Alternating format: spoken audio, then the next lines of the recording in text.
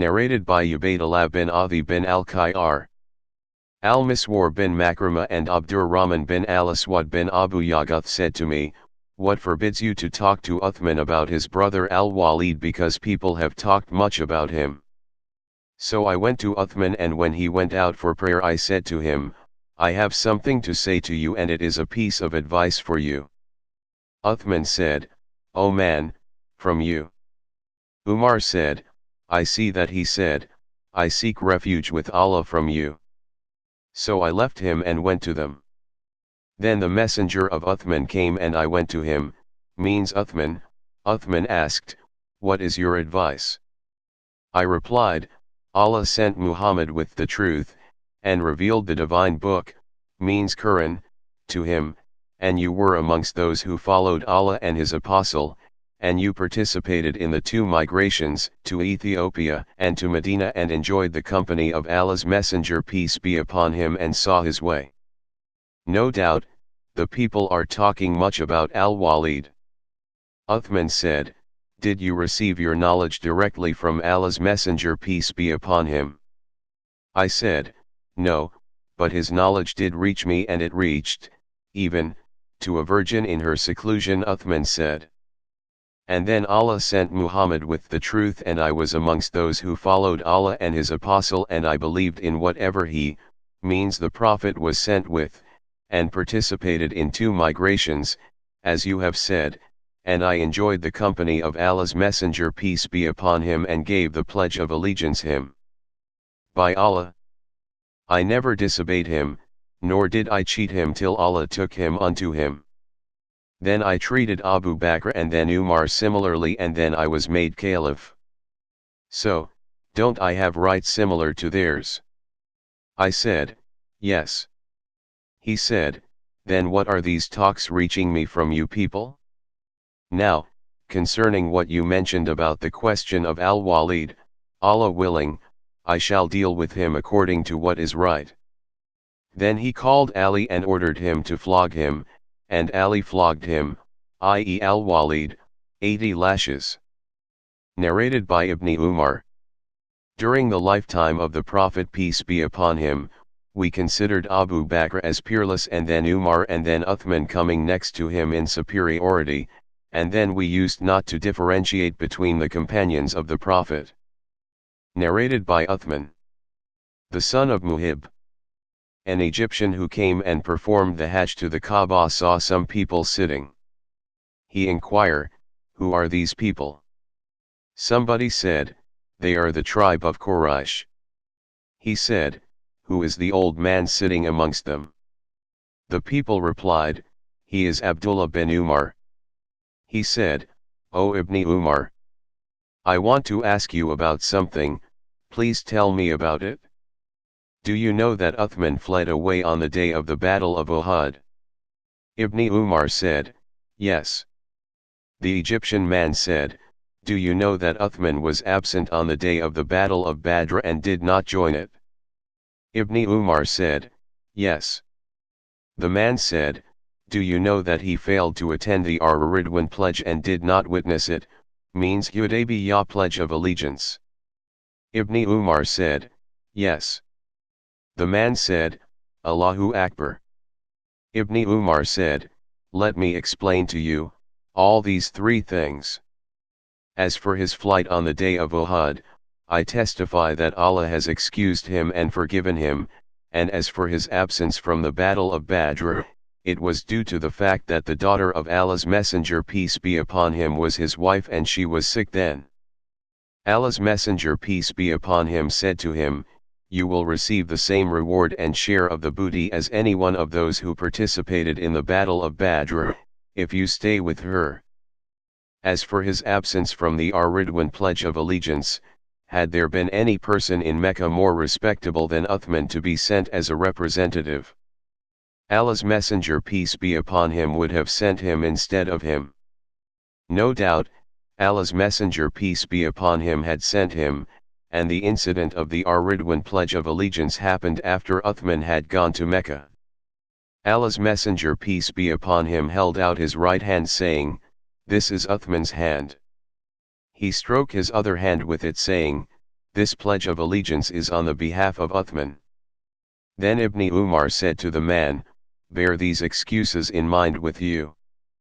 Narrated by Anas. The Prophet peace be upon him ascended the mountain of Uhud, and Abu Bakr, Umar, and Uthman were accompanying him. The mountain gave a shake, means trembled underneath them. The Prophet peace be upon him said, O Uhud, be calm. I think that the Prophet peace be upon him hit it with his foot, adding, for upon you there are none but a prophet, a Siddiq, and 2 martyrs. Narrated by Amr bin Ma'iman. I saw Umar bin al-Khattab a few days before he was stabbed in Medina.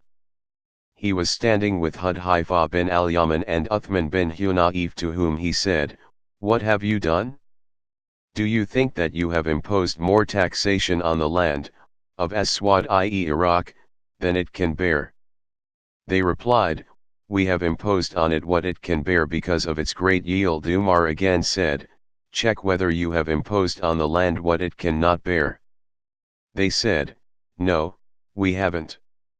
Umar added, if Allah should keep me alive, I will let the widows of Iraq need no men to support them after me. But only 4 days had elapsed when he was stabbed to death. The day he was stabbed, I was standing and there was nobody between me and him, i.e. Umar, except Abdullah bin Abbas. Whenever Umar passed between the 2 rows, he would say, stand in straight lines. When he saw no defect in the rows, he would go forward and start the prayer with takbir. He would recite Surat Yusuf or An-Nahl or the like in the first rak'ah so that the people may have the time to join the prayer. As soon as he said takbir, I heard him saying, the dog has killed or eaten me. At the time he, i.e. the murderer, stabbed him. A non-Arab infidel proceeded on carrying a double-edged knife and stabbing all the persons he passed by on the right and left till he stabbed 13 persons, out of whom 7 died. When one of the Muslims saw that, he threw a cloak on him. Realizing that he had been captured, the non-Arab infidel killed himself. Umar held the hand of Abdurrahman bin Auf and let him lead the prayer. Those who were standing by the side of Umar saw what I saw, but the people who were in the other parts of the mosque did not see anything, but they lost the voice of Umar and they were saying, Subhanallah. Subhanallah means glorified be Allah. Abdurrahman bin Auf led the people a short prayer. When they finished the prayer, Umar said, O Ibn Abbas, find out who attacked me. Ibn Abbas kept on looking here and there for a short time and came to say, the slave of Al-Mughira. On that Umar said, the craftsman. Ibn Abbas said, yes. Umar said, may Allah curse him. I did not treat him unjustly. All the praises are for Allah, who has not caused me to die at the hand of a man who claims himself to be a Muslim. No doubt, you and your father, Abbas, used to love to have more non-Arab infidels in Medina. Al-Abbas had the greatest number of slaves. Ibn Abbas said to Umar, if you wish, we will do.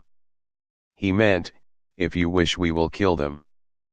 Umar said, you are mistaken, for you can't kill them, after they have spoken your language, prayed towards your Qibla, and performed Hajj like yours. Then Umar was carried to his house, and we went along with him, and the people were as if they had never suffered a calamity before. Some said, do not worry, he will be all right soon. Some said, we are afraid that he will die. Then an infusion of dates was brought to him and he drank it, but it came out of the wound of his belly. Then milk was brought to him and he drank it, and it also came out of his belly. The people realized that he would die. We went to him, and the people came, praising him. A young man came saying, O chief of the believers, receive the glad tidings from Allah to you due to your company with Allah's Messenger, peace be upon him, and your superiority in Islam, which you know. Then you became the ruler, means caliph, and you ruled with justice, and finally you have been martyred. Umar said, I wish that all these privileges will counterbalance my shortcomings, so that I will neither lose nor gain anything. When the young man turned back to leave, his clothes seemed to be touching the ground. Umar said, call the young man back to me. When he came back, Umar said, O son of my brother, lift your clothes, for this will keep your clothes clean and save you from the punishment of your Lord. Umar further said, O Abdullah bin Umar, see how much I am in debt to others. When the debt was checked, it amounted to approximately 86,000. Umar said, if the property of Umar's family covers the debt, then pay the debt thereof, otherwise request it from Bani Adi bin Kab, and if that too is not sufficient, ask for it from Quraysh tribe, and do not ask for it from anyone else, and pay this debt on my behalf. Umar then said, to Abdullah, go to Aisha, the mother of the believers, and say, Umar is paying his salutation to you. But don't say, the chief of the believers, because today I am not the chief of the believers. And say, Umar bin al-Khattab asks the permission to be buried with his two companions, i.e. the Prophet, and Abu Bakr. Abdullah greeted Aisha and asked for the permission for entering, and then entered to her and found her sitting and weeping.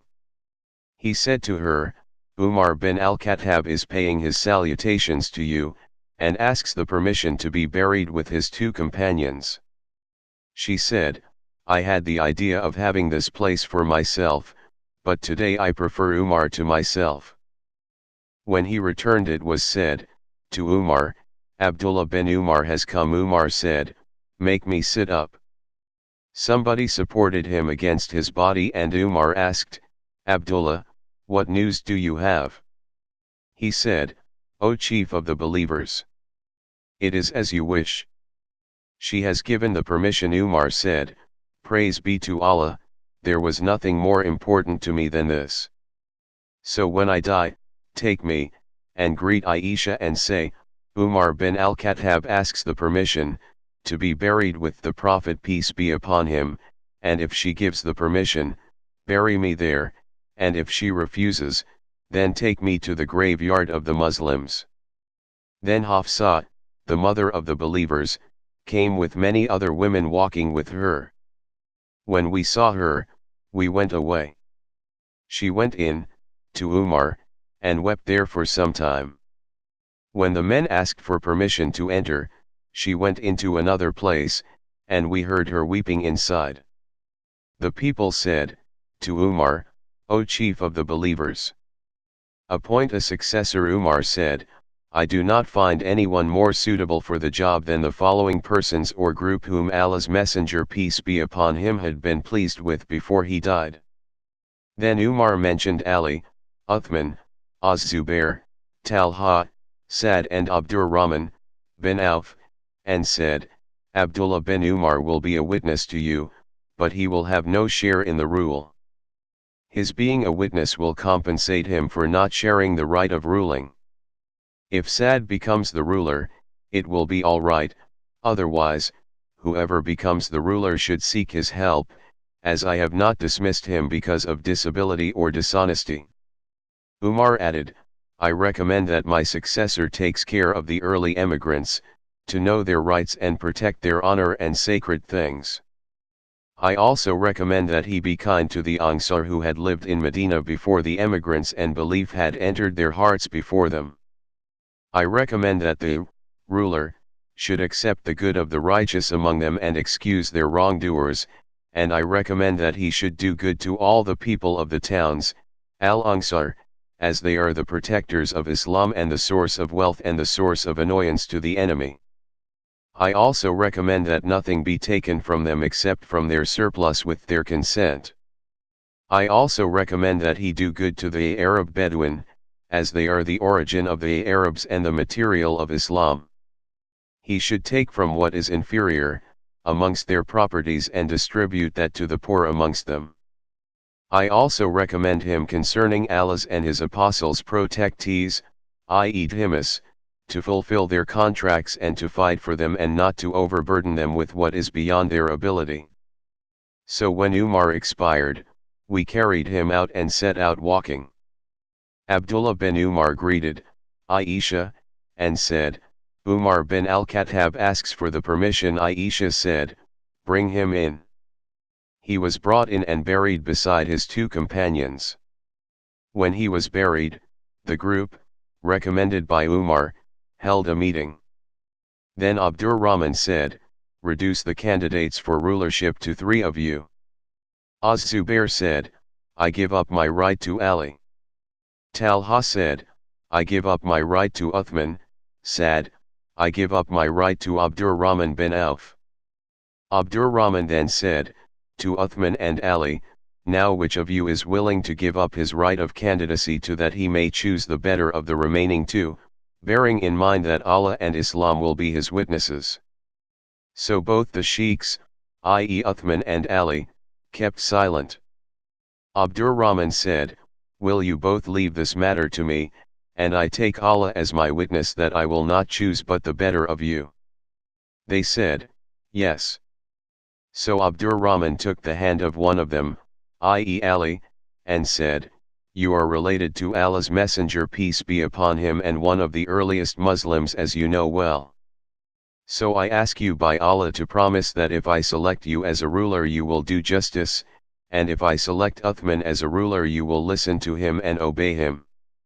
Then he took the other, means Uthman, aside and said the same to him. When Abdurrahman secured their agreement to this covenant, he said, O Uthman, raise your hand. So he, means Abdurrahman, gave him, means Uthman, the solemn pledge, and then Ali gave him the pledge of allegiance and then all the Medina people gave him the pledge of allegiance.